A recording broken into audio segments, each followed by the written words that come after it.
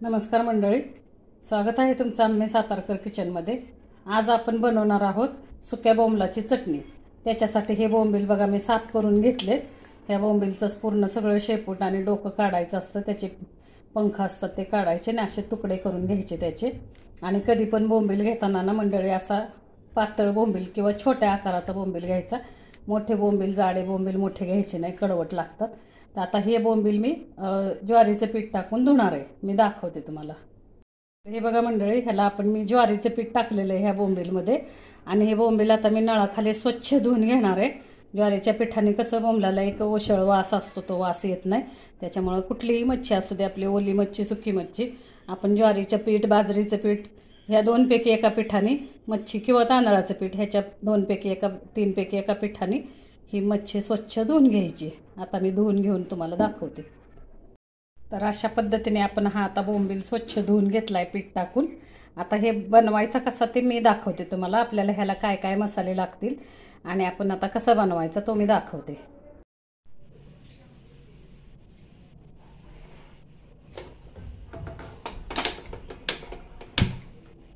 तर हे बघा मंडळी, आपल्याला आता बोंबील बनवायचं आहे। त्याच्यासाठी लागणारा हा आपण धुवून घेतलेला बोंबील आहे, सुक्का बोंबील स्वच्छ धुवून घेतलाय पीठ टाकून। त्याच्यानंतर ही कोथिंबीर, चिरलेली कोथिंबीर आहे। हे सुक्क खोबरं आणि लसणाची पेस्ट आहे। इथं आहे लाल मिरची पावडर आणि आपला घरगुती मसाला आहे अर्धा चमचा। हा आपला कांदा लसूण मसाला आहे। आणि इथं भरपूर सारा कांदा मी चिरून घेतलाय बारीक आणि टोमॅटो आहे। तर मी आता दाखवते बोंबील कसा आपल्याला करायचा आहे तो।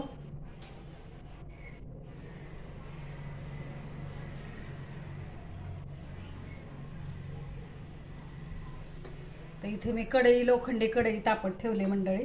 त्याच्यामध्ये तेल घालूया आपण। थोडंसं तेल घातलंय मी।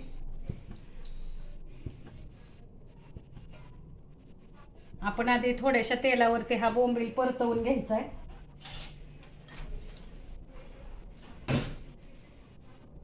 थोड्याशा तेलावरती आपल्याला बोंबील चांगला भाजून घ्यायचा आहे, मी दाखवते तुम्हाला।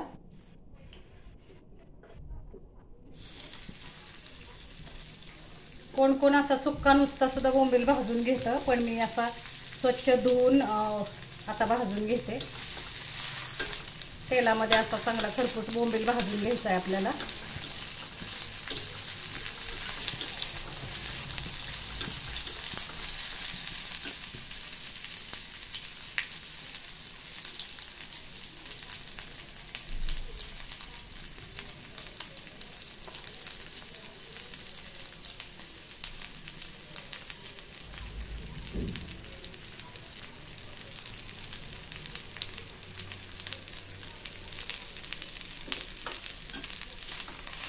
आपण आता हा तेलामध्ये चांगला लालसर होईपर्यंत बोंबील भाजून घेणार आहे। हे बघा, तांबूस रंगावर येईपर्यंत। आणि मंडळी, घेतानाच बोंबील असा एकदम बारीक असा पातळ घ्यायचा, म्हणजे चवीला पण छान लागतो आणि पटकन होतो, वेळ लागत नाही। कधी असा बोंबील थोडासा जाड असेल तर कडवट पण लागू शकतो। त्याच्यामुळे घेताना असा बोंबील एकदम पातळ आणि छोट्या साईजचा बोंबील घ्यायचा। असा तेलामध्ये आपण असं छान खरपूस भाजून घेणार आहे बोंबील।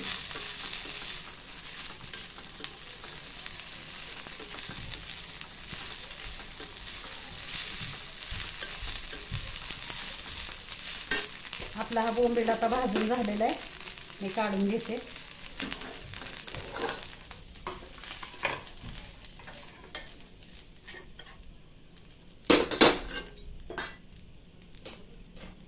लोखंडी कढई किंवा लोखंडी तव्यातला बोंबील छान लागतो बरं का, चवीला छान लागतो आणि होतोही छान। आता आपण तेल टाकणार आहे।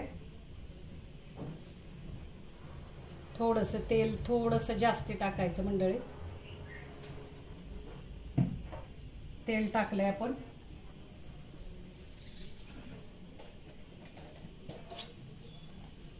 आपल्याला तेलामध्ये हळद टाकायची थोडीशी। एक चमचाभर हळद टाकली मी।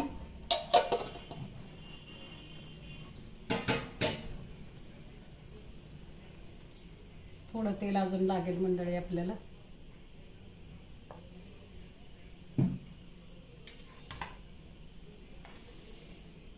आता आपण हा कांदा चांगला भाजून घेणार आहे.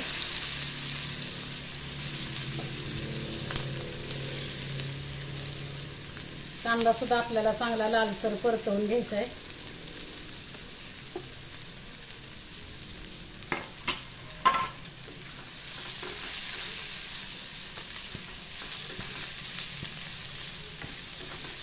फास्ट गॅसवरती आपण कांदा चांगला लाल होईपर्यंत परतणार आहे. बाजरीच्या भाकरीबरोबर ही बोंबलाची चटणी किंवा सुक्का बोंबील म्हणा किंवा बोंबलाची चटणी म्हणा खूप छान लागते बरं का. करून बघा तुम्ही. कांदा लसूण मसाल्याने तर खूप त्याला टेस्ट येते. माझी कांदा लसूण मसाल्याची रेसिपी आहे, तुम्ही चॅनलवर जाऊन बघू शकता यूट्यूबला.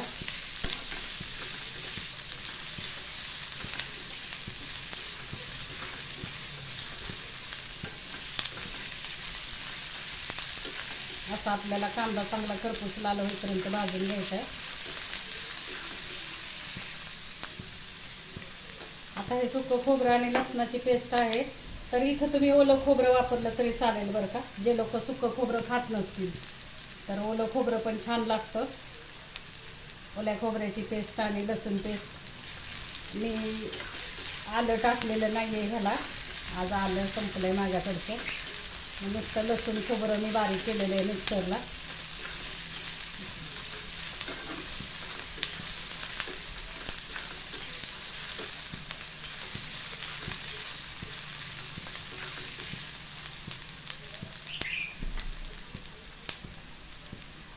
कांदा आपल्याला चांगला लालसर होईपर्यंत भाजून घ्यायचा आहे.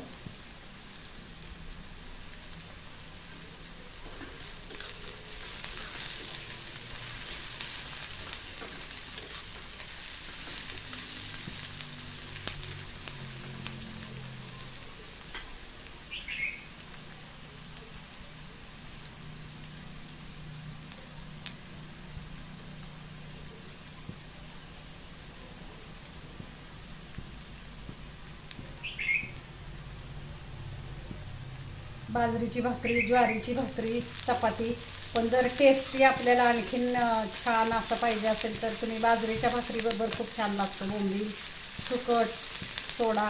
कोणत्याही सुक्या मच्छीचं जेव्हा आपण सुक्या मच्छीचं कालवण करतो मंडळी, तर ते बाजरीची भाकरी जर तुम्ही केलात तर खूपच छान लागते. नॉनव्हेजसोबत बाजरीच्या भाकरीची चव काही वेगळीच लागते. नॉनव्हेज केलं तर त्याला बाजरीचीच भाकरी पाहिजे. फक्त उन्हाळ्यामध्ये तुम्ही प्रमाण कमी ठेवू शकता, पण हिवाळा पावसाळा बाजरी छान लागते खायला. बाजरीच्या भाकरीसोबत नॉनव्हेजचा बेत केला तर काय मग विचारूच नका, इतकं छान जेवण खूप छान होतं. आता आपला कांदा पण लालसर भाजत आलेला आहे. आपण आता ही लसूण खोबऱ्याची जी पेस्ट केलेली आहे ती पेस्ट टाकणार आहे.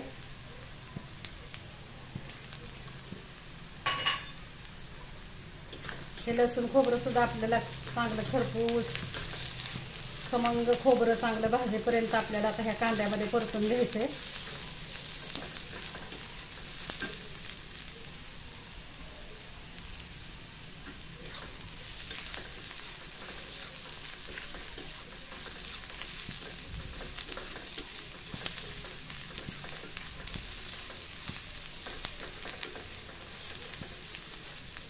खोबरं असं छान कांद्यामध्ये आपल्याला तेलामध्ये छान असं लालसर होईपर्यंत परतायचं.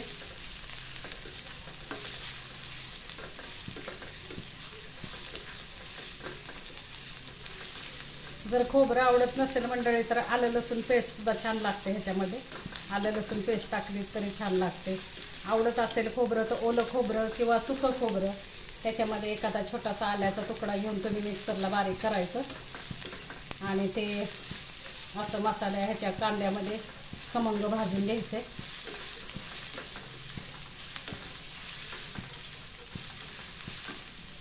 आता मी मसाले टाकते. ही लाल मिरची पावडर आणि हा आपला घरगुती काळा मसाला आहे तो टाकला. त्याच्यानंतर हा कांदा लसूण मसाला आहे आपला, तो टाकलाय. तिखट तुमच्या आवडीनुसार करा बरं का मंडळी, कारण माझ्याकडे थोडंसं तिखट जास्त खातात, तिखट मी जास्त घालते भाज्यांना. पण तुम्हाला जसं पाहिजे तसं तुमच्या आवडीप्रमाणे तुम्ही तिखट घाला.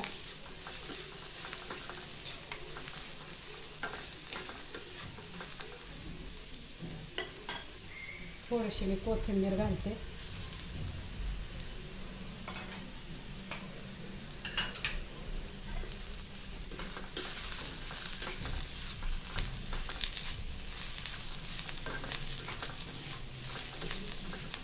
सगळे मसाले असे चांगले एकजीव करायचेत आपल्याला, खमंग असे छान परतून घ्यायचेत मसाले. आता मी टोमॅटो घालते. टोमॅटो थोडं जास्तीच झाले, मी हे सगळं नाही घालणार आहे. एक मोठं टोमॅटो चिरलेला मी थोडासा घातला आहे बरं का, अर्धा. कारण काही वेळेने टोमॅटोने ना गोड टेस्ट येते. टोमॅटो जर जास्त पिकलेला असेल तर मच्छी साधारण कालवणाला टेस्ट गोड येते, म्हणून टोमॅटोने थोडंसं घातलं.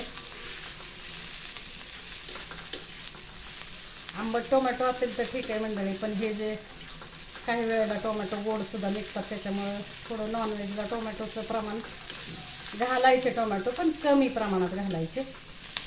अशा प्रकारे आपला आता हा मसाला भाजून झाला. आता हे जे बोंबील आपण तेलामध्ये चांगले खरपूस भाजून घेतले होते ते घालते मी.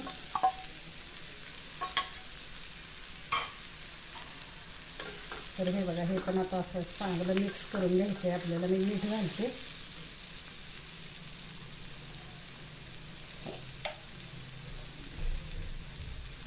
सुकी मच्छी थोडी खारट असते बरं का मंडळी, ती मिठामध्ये सुकवलेली असते, त्याच्यामुळं मिठाचं प्रमाण सुद्धा आपल्याला पाहिजे तेवढंच घालायचं.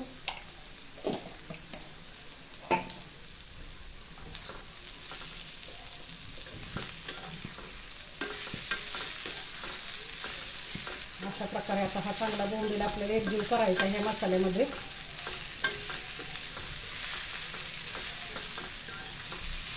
तुम्हाला जर काय माझ्या रेसिपीमध्ये असं वाटत असेल की काय कमी आहे तर ते पण मला कमेंटमध्ये सांगा.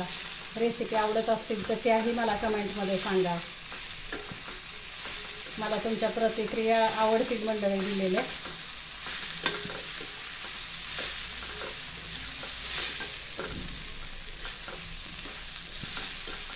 असं मी आता मसाल्यामध्ये छानपैकी हा बोंबील परतवून घेतलाय. बरं, ह्याला आता आपण एक काम करायचं आहे, खूप थोडंसं पाणी घालायचं. पाणी जास्त घालायचं नाही आहे ह्या कालवणाला, आपल्याला कमी पाणी घालायचं आहे. हे बघा, मिक्सरमध्ये जे मी लसूण खोबरं बारीक केलं होतं त्याच्यात मी पाणी घेतलं. एवढं पाणी आपल्याला बास होतं मंडळी.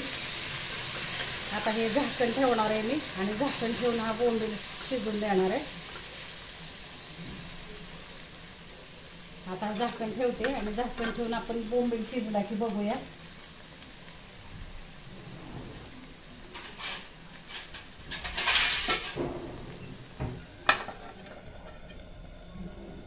आता हे शिजली, बोंबील शिजला की मी तुम्हाला दाखवते मंडळी.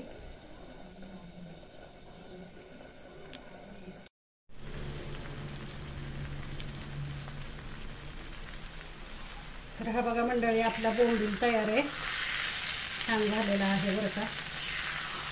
अशा प्रकारे तुम्ही चटणी बोंबिलाची करून बघा. भाकरीबरोबर चपाती, बाजरीची भाकरी, ज्वारीची भाकरी खूप छान लागते. आता आपण हा सर्व करूया. गॅस बंद करते मी.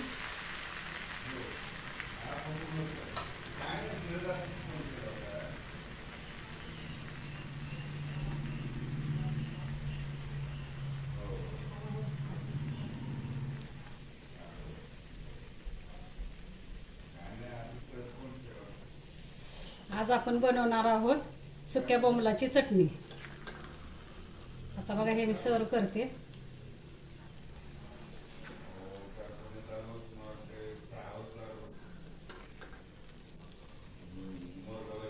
अशा प्रकारे आपण आता ही चटणी सर्व केली मंडळी. ह्याच्यावरती आता आपण कोथिंबीर घालूया. खूप छान लागतं बरं का बोंबील. हे असा करून बघा, खूप सुंदर लागतो.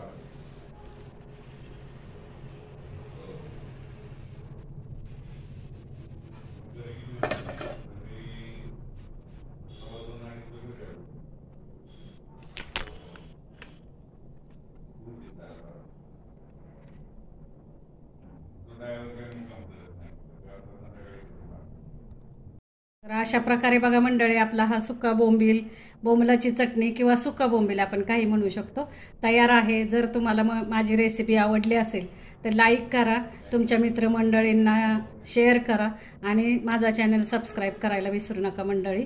धन्यवाद.